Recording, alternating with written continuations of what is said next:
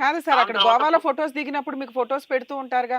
చర్చిలో ప్రేయర్స్‌కి వెళ్ళినవి గాని, లేకపోతే షికారుకెళ్ళినవి గాని, గ్రూప్ అంతా ఫ్యామిలీ అంతా దిగి ఫోటోస్ పెడతారు కదా! అట్లా ఏమన్నా పెట్టిందా? బీచ్‌కెళ్ళినప్పుడు వాళ్ళ సిస్టర్ వాళ్ళ పిల్లలతోనూ ఒక 2, 3 ఫోటోలు పెట్టింది మేడం. పెట్టిందా? అంతే మేడం. ఇంక తర్వాత ఇంక ఫోటోలు పెట్టలేదు. చర్చ్ ఫోటోస్ ఏం పెట్టలేదా ప్రేయర్‌కెళ్ళినట్లు? అహా! అవేమి పెట్టలేదు మేడం నాకు. మరి మీరు అడగలేదా ఫోన్‌లో? ఏంటి ప్రేయర్‌లని చెప్పి వెళ్ళావు, వాటికి ఎక్కడ ఎళ్ళలేదా చర్చ్ ప్రేయర్స్‌కి అని? నేనక్కడికి అన్నాను మేడం. ఫోన్ చేసి లిఫ్ట్ చేయలేదు మేడం. 1 డే అంతా ఫోన్ లిఫ్ట్ చేయలేదు. ఎక్కడున్నావు అంటే ఫ్యామిలీతో బయలుదేరుతున్నాను. చివరికి ఎప్పుడు హైదరాబాద్‌లో మన ఫ్లైట్ ల్యాండ్ 7:30కి ల్యాండ్ అయింది మేడం. అప్పుడు ఫోన్ చేసి కూడా లిఫ్ట్ చేయలేదు. హ్మ్. మళ్ళా ఒకసారి తనే ఫోన్ చేసి, సరే నేను క్యాబ్ బుక్ చేసుకున్నాం బయలుదేరినాను మేడం. 7:30 అయితే 8:30కి బయటకొచ్చారు. చెకింగ్ అంటారు.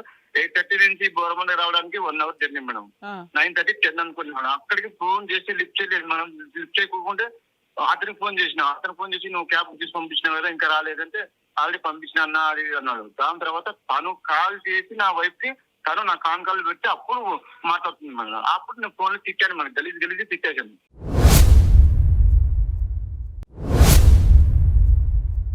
ఫోన్ చేసి లిఫ్ట్ చేయవాలి ఇదంటే నా ఇంటికి రాకోకుండా తను డైరెక్ట్ వాళ్ళ అమ్మ వాళ్ళ ఇంటికి వెళ్ళింది మేడం. రాత్రి 12 గంటలకు వెళ్ళింది. ఓర్ని! ఆ! అయితే నేనేమన్నా సరేలే ఈ రోజు నైట్ పోకూడదు బాగుండని చెప్పేసి నెక్స్ట్ డే సండే రోజు నేను వాళ్ళ ఇంటికి వెళ్ళాను మేడం. వెళ్ళేసి నీ మొబైల్ నాకు ఇవ్వు ఒకసారి నేను చూడాలా అది ఇది అంటే మొబైల్ ఇవ్వకుండా ఎత్తి పెట్టేసింది మేడం.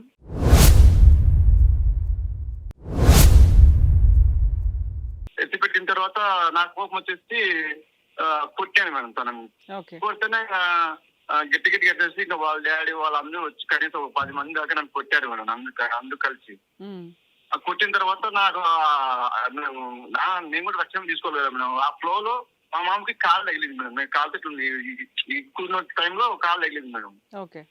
దాని తర్వాత ఇంకా వాళ్ళ నా మీద కేసు పెట్టారు మేడం. జూబ్లీహిల్స్ లో రామరెడ్డి సార్ ఎస్ఐ ఉంటే అక్కడ పెట్టారు మేడం. ఇట్లా వచ్చి మా చర్చిలోంచి నా కూతురు తీసుకొని వచ్చి కొట్టాడు అట్లా ఇట్లా అని పెడితే అతను కాల్ చేస్తే సార్ నేను పోయేసి కౌన్సిలింగ్ తీసుకొని వచ్చేసామండి. హ్మ్.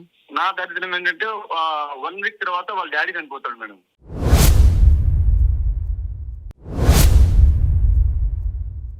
అరెరే! హలో. అరెరే! చెప్పండి. చెప్పండి. వాళ్ళ డాడీ చనిపోతాడు మేడం. వాళ్ళ డాడీ చనిపోతే యాక్చువల్ గా వాళ్ళ డాడీకి హార్ట్ అటాక్ ఉంది మేడం. మూడోసారి ఇది రావడము. ఓకే. హార్ట్ అటాక్ వచ్చింది. పాపం మైత్రివనం హాస్పిటల్, ప్రైమ్ హాస్పిటల్లో చనిపోతాడు మేడం. చనిపోతే వాళ్ళ అక్క దుబాయ్ లో ఉంటారు మేడం. వీళ్ళు మా భార్య వాళ్ళ అక్క ఇక్కడ ప్లాట్ చేసి దుబాయ్ లో సెటిల్ అయిపోయాడు మేడం. ఆమె కూడా 3వ పెళ్లి మేడం. 3rd మ్యారేజ్ ఆమెకి. ఆయన నన్ను దుబాయ్ నుంచి వస్తాడు మేడం. దుబాయ్ నుంచి వస్తే వాళ్ళ డాడీని చూడడానికి వస్తే అప్పుడు నేను వాళ్ళ డాడీ శవం అన్ని మోసేసి అంతా అయిపోయింది మేడం. అయిపోయిన తర్వాత ఆ కార్యక్రమానికి మీరు కూడా అటెండ్ అయ్యారా? మేడం ఆ కార్యక్రమం నేను అటెండ్ అయ్యేసి నేను బాడీని మోసి అక్కడికి వెళ్ళి మట్టి వేసేసి వచ్చినా మేడం. అప్పుడు మిమ్మల్ని ఏం తిట్టలేదా? నీ వల్లే అయ్యింది. నువ్వు టెన్షన్స్ పెట్టడం వల్లే మా డాడీకి థర్డ్ టైమ్ హార్ట్ అటాక్ వచ్చింది అనేం అనలేదా? అదే చేస్తే మళ్ళీ జూబ్లీస్ లో నాగరాజ్ సార్ అని అంటే మళ్ళీ ఆ సార్కి తెలిసి మా డాడీ ఇట్లా కలతో తనడం వల్ల ఆయన మనలో ఇది అయిపోయి చనిపోయాడని చెప్పేసి కేసు పెట్టారు మేడం.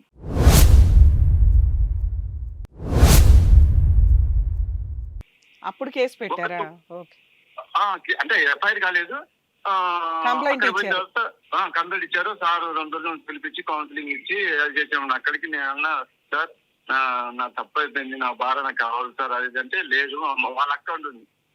మీతో కాపురం చేసేది లేదు అది ఇది అనేసి. నేను అక్కడికి ఏ స్టేషన్ లో కానీ నా భార్య ఇట్లా ఎఫ్ఐఆర్ పెట్టుకుందా అని చెప్పేసి ఇంతవరకు నేను చెప్పలేదు మేడం. నేను తను కళ్ళారా చూశాను. ఎప్పుడు ఈ గొడవ అయిన తర్వాత నేను అక్కడే ఉంటే నా ఇంటికి 11 గంటల టైంలో నైట్ వెళ్ళి తను వెళ్ళేసి నా ఇంటి ఫర్నిచర్ అంతా తీసుకొచ్చేసి మొత్తం అమ్మేశారు. ఫ్రిడ్జ్, టీవీ, వాషింగ్ మెషిన్ అన్ని అమ్మేశారు మేడం.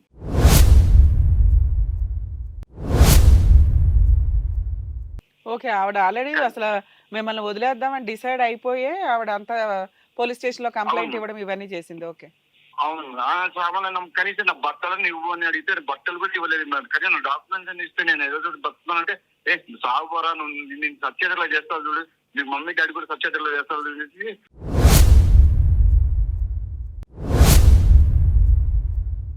వార్నింగ్ ఇచ్చారు. వాడు ఇచ్చాడు, ఈమె ఇచ్చింది. దాని తర్వాత మనల్ని ఫోన్ చేసి నాకు రెచ్చగొట్టింది మేడం. రెచ్చగొడితే నేను తిట్టే రికార్డ్ చేసింది మేడం. నా వైఫ్ కాబట్టి నాకు కోపం వచ్చి నేను తిట్ట నాకు హక్కు ఉంది మేడం. తిట్టాను మేడం.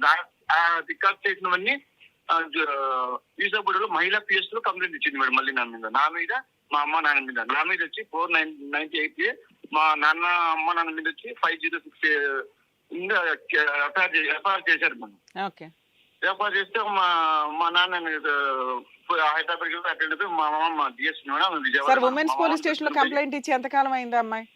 కంప్లైంట్ ఇచ్చి కూడా ఇప్పటికి 3 months అయింది మేడం. ఓకే. మీకు స్టేషన్ బెయిల్ ఇచ్చారా 41 నోటీస్ అని? నేను వెళ్ళాను మేడం. అక్కడ జోష్నా మేడం వస్తాయి మేడం ఫోన్ చేసింటే నేను వెళ్ళాను మేడం. పోయి అటెండ్ చేసి సైన్ చేసి వచ్చాను మేడం. ఓకే. ఆ మేడం ఏముంటుంది, ఈ అమ్మాయికి మీరు న్యాయం చేయాలా, అప్పుడు మీ మీద కేసు ఏమి ఉండదు, లేకపోతే నీ ఫైల్ కోర్టు పెడితే నీ శిక్ష పడుతుంది అది ఇది అని చెప్పేసి వాళ్ళకి డబ్బులు ఇచ్చినట్టున్నారు మేడం. వీళ్ళు ఏం వాళ్ళ న్యాయం పేరు కావాలంట? మాట్లాడుతున్నారు.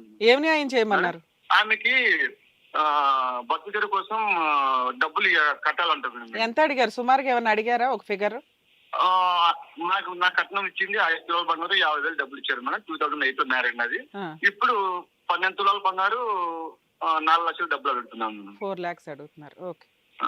అయితే నేనేమంటే కాదు మేడం, తను నేను ఏమన్నానో ఎందుకు గొడవ వచ్చింది అది అడగండి మేడం అంటే ఎస్ఐ మేడం అవన్నీ కాదులే, నేను చూస్తే నీ అవతారం చూస్తే నా బాధలో నేను కటింగ్ గడ్డం అన్ని పెంచుకొని పిక్చర్ లాగా ఉంటే నీ అవతారం చూస్తే అది మేడం నేను ఎక్కడ జాబ్ చేసింది మా బాస్ నెంబర్లు ఇస్తాను మాట్లాడింది, రాజు ఎలాంటి వ్యక్తి ఎలా వర్క్ చేస్తాడో ఏంటి అనేది అని చెప్పేసి అన్నాను. అయినా ఆయన ఇంగ్లాండ్ మేడం నాకు మ్యాటర్ అంటే వెళ్తే డబ్బులు ఇచ్చినట్టున్నారు, నాకు ఫేవర్ లేదని మీకు చెప్పేసి. శాలరీ ఎంత ఉంటుంది సార్?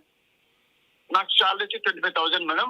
డైలీ ఇన్కమ్ వచ్చి నేను మెడికల్ కదా మేడం, నాకు పర్సెంటేజ్ అవి కలిపి దగ్గర డైలీ 500 మేడం, అంటే 40 దాకా వస్తుంది మేడం మొత్తం ఓకే సార్. Per month.